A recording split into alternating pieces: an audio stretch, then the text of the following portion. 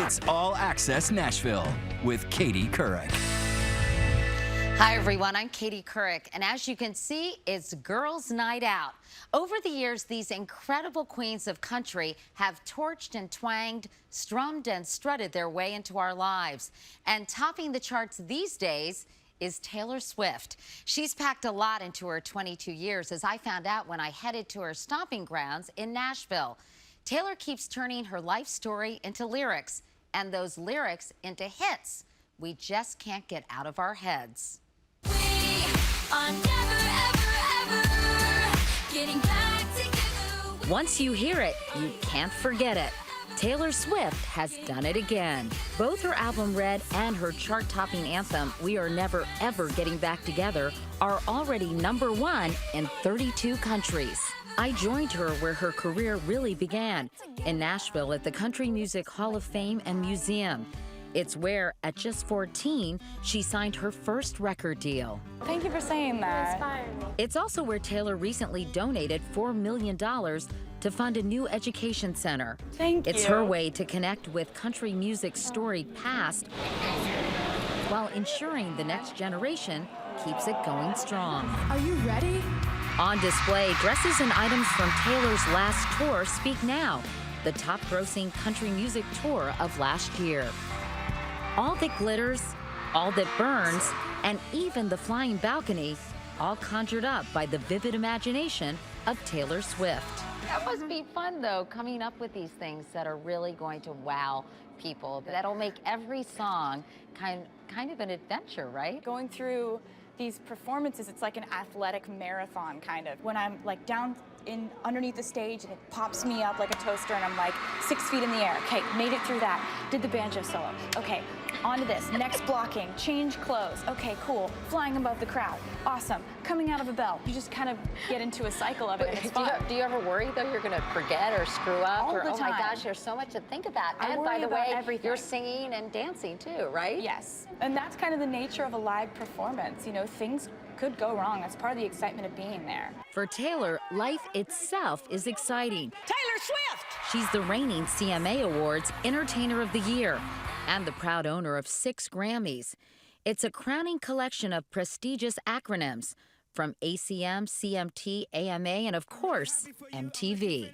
Welcome. How are you? I come bearing gifts Oh my God. of the season. Wow. Here's a pumpkin for you. Thank you. Taylor invited me back to her home in Nashville. I even brought some Halloween costumes for her beloved cat, Meredith. Oh my God, that's crazy. That is insane. I'm so excited. Thank you.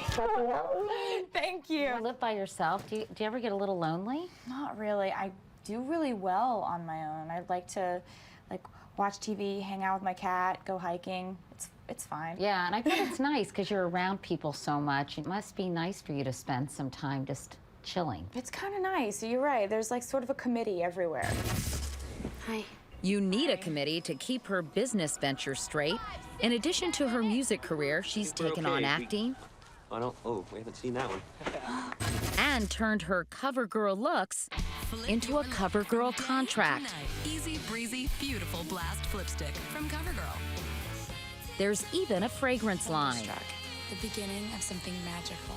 Is it enough to be a great singer, songwriter, performer, or do you have to be somebody who can market yourself and actually develop a whole brand? You become a brand as soon as you sell one thing. So you can either recognize it and embrace it, or you can deny it and pretend it's not happening. Taylor Swift, the brand, is the charmed evolution of the little girl who grew up on a Christmas tree farm in Pennsylvania, then moved with her family to Nashville to get her big break. A 2-year-old Taylor was singing a classic in this home video, but after receiving a guitar for Christmas, her world changed. Soon, at 12 years old, she would write her first song, Lucky You, and start performing for anyone who would listen. These days, the songwriter's best friend is her iPhone. I'll get an idea. I don't have time to say to the person I'm with, hey, I gotta go do this real quick. I just pick up my phone, I go to a corner of the room, and I'm like, message. Like just this weird fragment of like melody, a few words, kind of like some beat. Like it's really, you don't want to listen to them. They're weird. They must be like, what is she doing? And they'll be like, was that what I think it was? And I'll be like, yeah, I'm gonna write that tonight. With over 20 million Twitter followers and 35 million Facebook friends, Taylor's a total techie.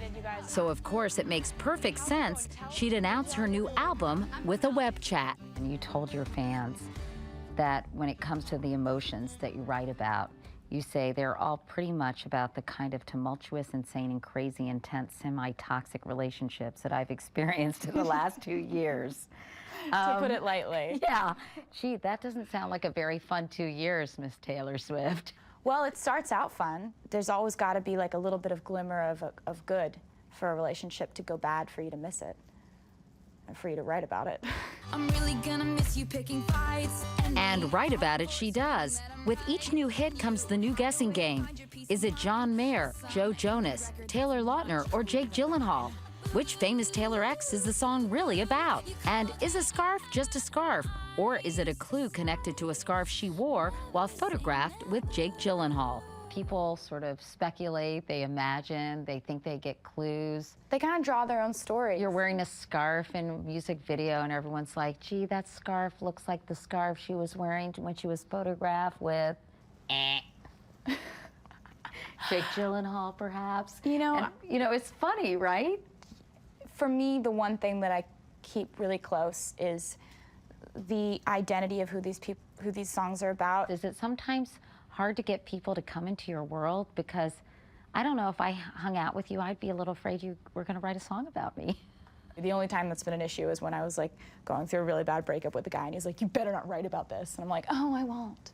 Did you? Yes. Do you ever hear from these people who maybe recognize themselves in a song and are like, hi, guess what? I really didn't appreciate that.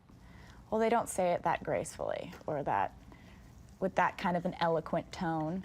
If they're not liking what's written about them or what they think is written about them or what they assume and presume is about them, I probably hit the nail right on the head. It's probably really true.